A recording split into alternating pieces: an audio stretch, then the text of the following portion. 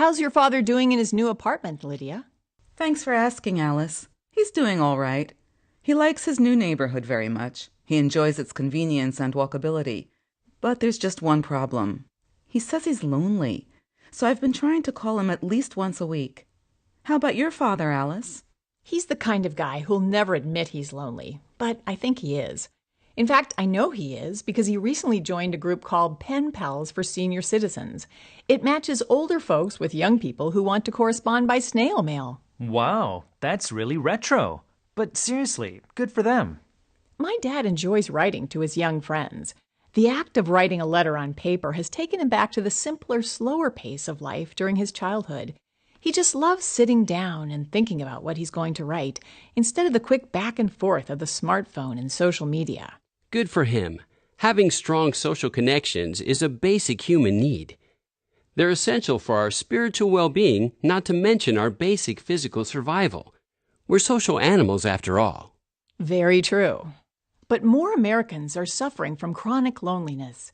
It's seen as a major public health problem. I don't think the problem is confined to the United States. Just what to do about it is a major challenge for 21st century societies around the world.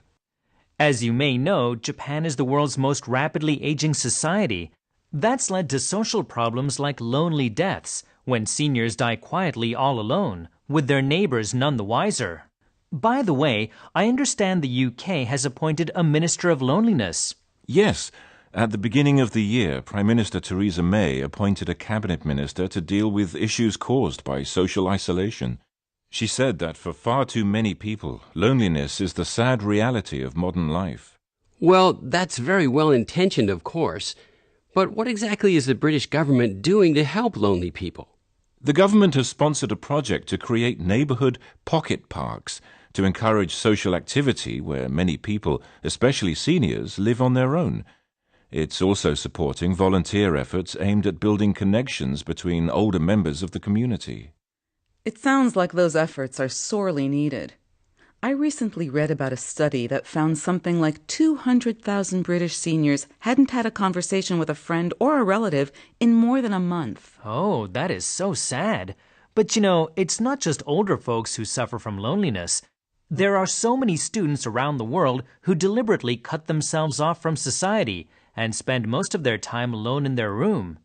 One reason social isolation is on the rise is that labor unions, civic and neighborhood organizations, religious groups, and other groups that have traditionally nurtured social connections are on the decline. Increasingly, people feel that they're on their own. Ironically, improvements in communications technology are one reason more people are feeling lonely these days. Smartphones, social media, and the internet are a two-edged sword. They can nurture connections between people, but they can also deepen social divisions. Experience has taught me there's no substitute for building friendships and relationships in the old-fashioned way, in person, face-to-face.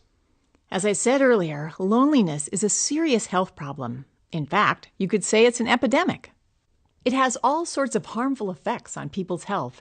It can cause high blood pressure, heart disease, chronic inflammation, and in some cases, dementia. Yes, I read somewhere that up to 40% of Americans over the age of 45 suffer from chronic loneliness. But I'd hesitate to use the term epidemic. Social disconnection is a real problem and needs to be dealt with, but it doesn't help to go into panic mode. Overstating the problem can make it difficult to focus on the people who are most in need of help. At the risk of stating the obvious, feeling lonely isn't the same thing as being alone. Loneliness, in the sense we're talking about, is when you feel that nobody around you understands you. You're totally alienated. You know, we assume that you have to be physically isolated in order to suffer from loneliness. But you can be lonely in a crowd. I think we all know what it's like to feel lonely in a big city where you don't know anybody. On the flip side, you can feel quite happy and content on your own sometimes. I guess you could say that loneliness is relative. Sure, but to stress the point, it's a very real problem, and there are practical ways of dealing with that problem. There are all sorts of things people can do to become more socially engaged. Continuing education programs and evening classes, for example, or doing volunteer work at a senior center or library. One friend of mine got a dog and soon made many friends among fellow dog owners. Dogs have no use for formalities, so their owners often have no choice but to talk with each other after Fido and Rover have become best pals. Some experts say children should be trained in social skills and that adults should prepare for retirement socially as well as financially.